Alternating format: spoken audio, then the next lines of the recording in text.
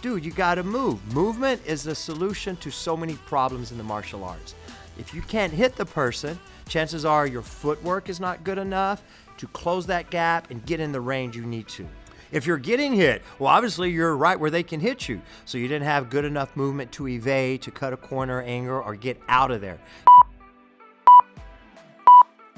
Hello, this is James Cox with the Martial Arts Lifestyle, back at you, and we're on episode number 57. A little bit different of an episode today. I kind of want to talk about priorities. I would call it the most valuable instruction and skills that we need to have and learn and do in the martial arts. So what's the most important things, basically? And what are some things that you need to have anchored in your body that you're never, ever going to forget? What is something that you could use to really protect yourself today if had be? So let's kind of start off with that, because I know I'm talking to two different type people, the type that are non-martial artists. So maybe you want to start, you just haven't yet, or then the type that are martial artists, from beginner to very advanced or professional. Maybe we need to improve and relearn and just understand, because always a student is always a good martial artist, learning, improving, and growing. So first thing I would kind of say for those that are starting off new or interested in joining a martial arts school, well, now is the time. So stop procrastinating and putting it off. You can't go back, so start now. Begin, just do that. Sometimes people don't begin. One of the things that I hear a lot of is that I want to get in shape first. Now, these are some of the same people that don't go to the gym until they get in shape first. Well, how are you going to get in shape? Where are you going to go? What are you going to do? And that's going to be quite a process. So, as hard as it may be, just go. And obviously you'll know, and others may know, that you're not quite in shape of where you need to be, but it will get better. You just got to do work. So get in there and start now. Don't wait till you get in shape first to do martial arts. For those that are already in it and doing it, you know what? Empty your cup. I mean, Bruce Lee said that, right? Empty your cup so you can refill it. So to always be a student is to relearn and to be able to understand. A great way to do that is to teach. So when and if you can, I would say to these existing martial art people to teach. That's the ultimate lesson. And there's nothing better than teaching something, because you're relearning it over and over and over. Maybe you know how to throw a front kick, but do you know how to teach a front kick? And do you know how to teach a front kick to someone who doesn't know it? Because now you have to articulate, and you got to see the challenges of how they're curling their toes, they're chambering their knee, or using their hips, where are their hands, where are their head, where they bring it back to their chamber.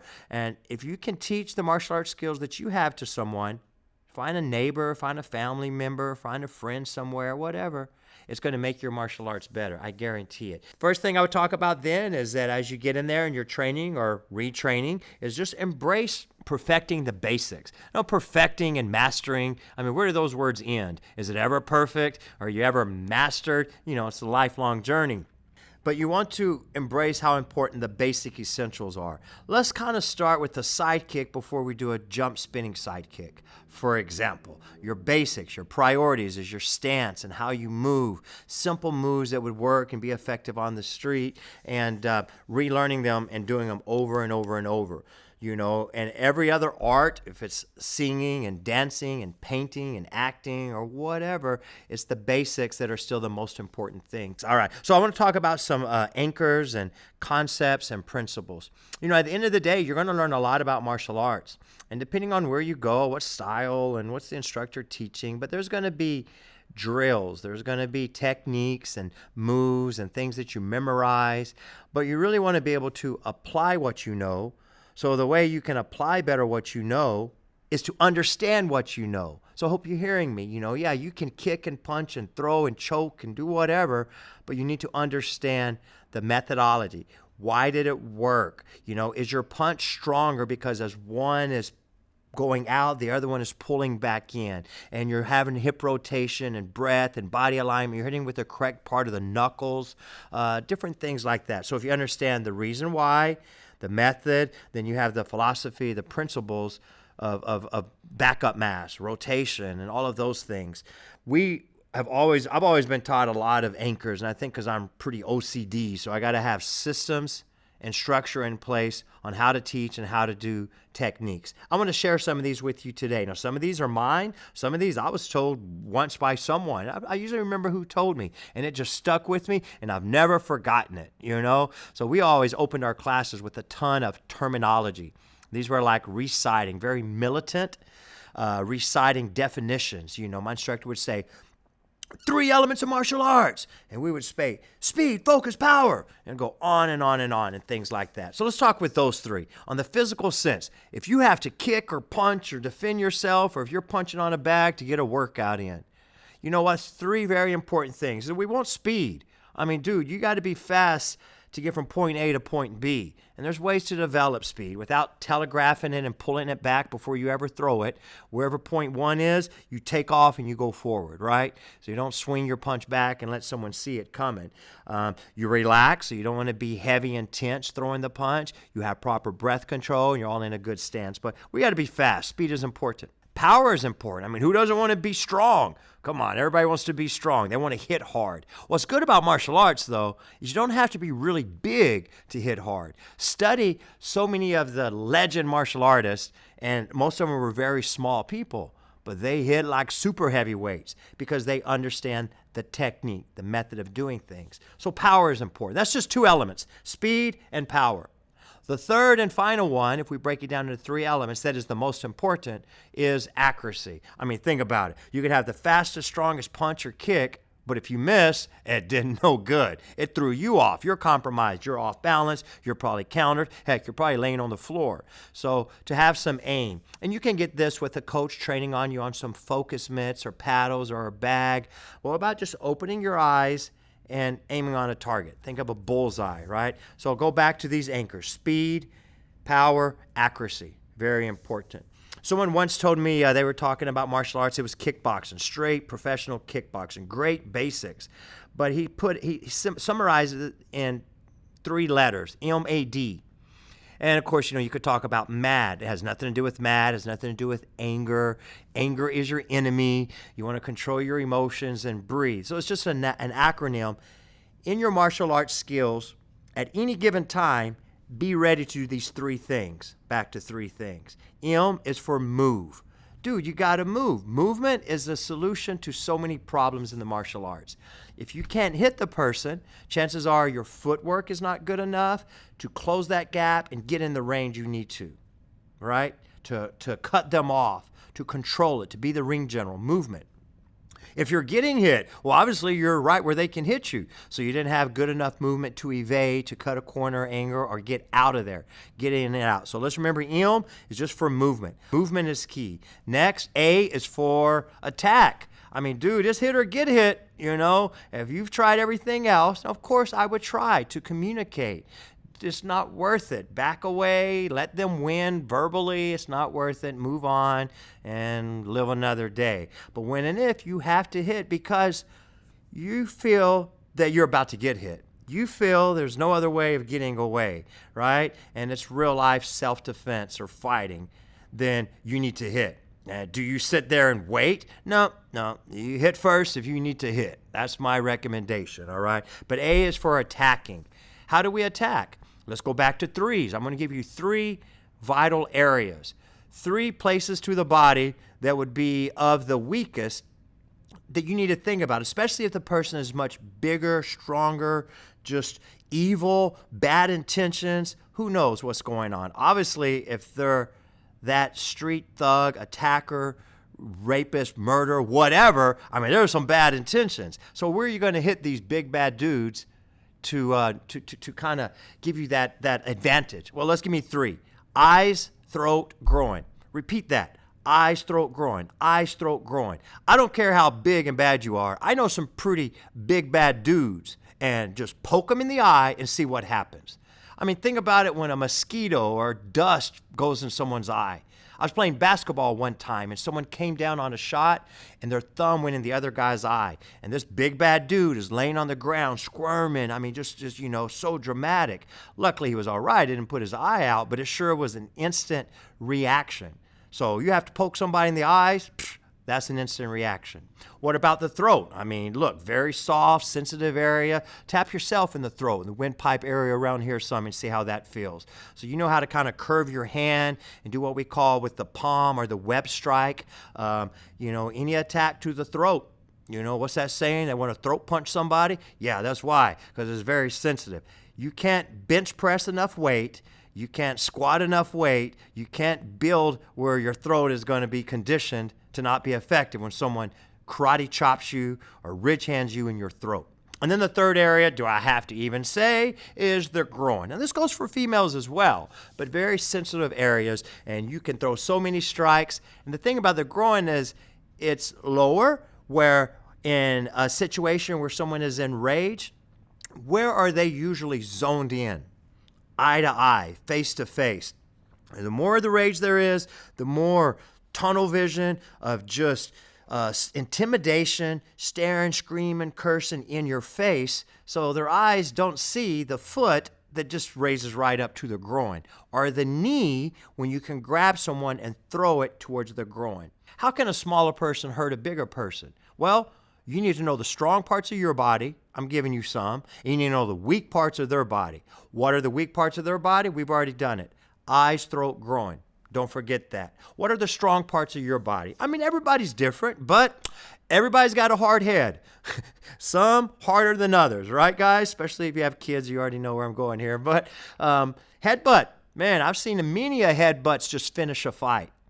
Do you know in the highest level of combat sports, UFC, professional fighting, headbutts are not allowed?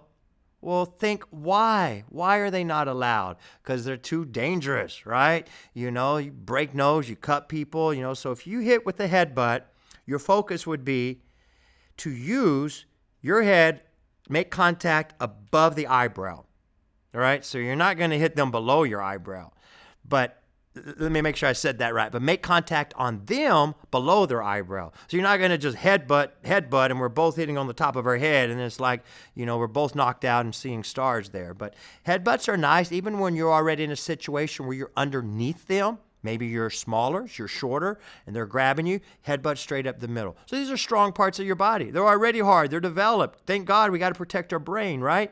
And you kind of move on to elbows. When all else fails, elbows and knees. But think about it. What do you need, or the question, I guess, where do you need to be to typically throw elbows and knees?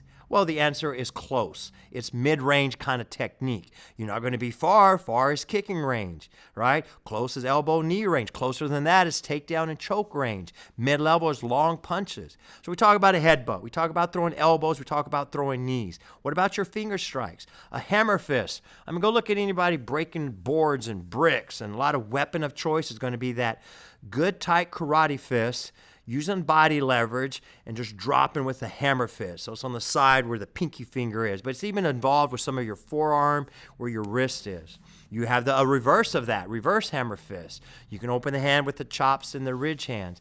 On and on and on, man. But we got to think about weak places of the body and use strong parts of your body. Move, attack, and D as defend. I like D as defend being last. Not that it's the least important, but honestly, it's the most difficult. Why is it hard to block? And why do people have misconceptions about defending? Because they watch the movies. And on the movies, someone will block 8 punches in a row, right? And then it works. But, watch UFC if you want to see a little more realistic. And you'll see little parries and covers. People are getting really good with their leg checks. They know how to sprawl. But the average person that's not training, defense is difficult. Why? Action is faster than reaction. If I'm sitting here, the time that it takes for someone to punch me in the face, who already went first, for me to second, intercept, and see it, tell my mind to tell my hand to go outside and block it, it takes time. Is it possible? Yeah, of course. But you got to train. You got to get good at it. And it's also risky because that person could have very well faked or feinted that punch that you tried to block. So we have D for defense. It's important. Work on it. But I'm being realistic with you. It's the harder of those. And that's why I kind of started with, if you really had to hit them before they hit you, then do it. Do it with self-defense in mind, and do it with necessity, and do it and stop when there's no longer a threat. Work on some proper footwork. I mean, what's improper footwork? Well, most all the time, think about it. It's where you would be not in a two-legged stance, 1 foot in front, 1 foot in back, but in back where you're at an angle. You'll see this from people shooting guns to playing every sport that there is. You want to do 2 things in a good stance. Maximize your balance, so hips forward, knees bent, and just sink your weight. Think of sumo wrestlers, how they just sink everything heavy, just drop. A stance should maximize balance, number one. And number two, it should minimize targets. Well, if you're squared up, meaning that my shoulders and feet are on the same line, it's wide open, hey, open chest, hit me anywhere at any time, you're giving them too many targets. And if you're squared up, the next place you're going to go from getting hit is on your back, right? So one leg in front, one leg in back. The stance is to maximize balance and minimize targets. You can minimize targets by putting your hands up, and this can be a very passive situation of showing the palms.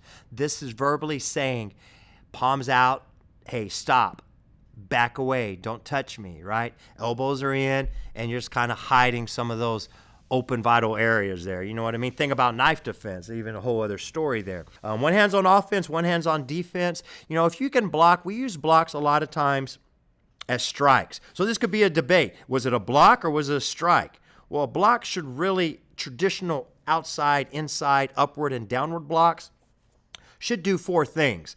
First thing, keeps you from getting hit. Second thing, it hurts them. So if you imagine hitting your hammer fist or hitting your forearm inside or outside and blocking this leg or punch hard enough, it's going to hurt them a little bit to just distract their thoughts. It knocks them off balance and it sets up a counter. Even a simple redirective block. You can think boxing where you parry a jab, or you Kempo where you brush it, or Kung Fu where you scoop it, whatever. You want to redirect a punch out of its line of fire, which may have very well possibly been your nose. How big is the punch? Well, just move it over a few inches where it goes to the side. And again, you got them off balance, kept yourself from getting hit, and you set up a counter. We have a saying that the best time to hit someone is when they miss. It's no different from takedowns. You know, you want to take someone down? Well, a good time is when they miss a takedown, right? That's why you shoot and you reshoot. That's why you punch and you parry and you counter. You make them miss and then you make them pay. On and on and on. So good defense can go a long ways, those things that you're trying to do. And we have all these things to understand.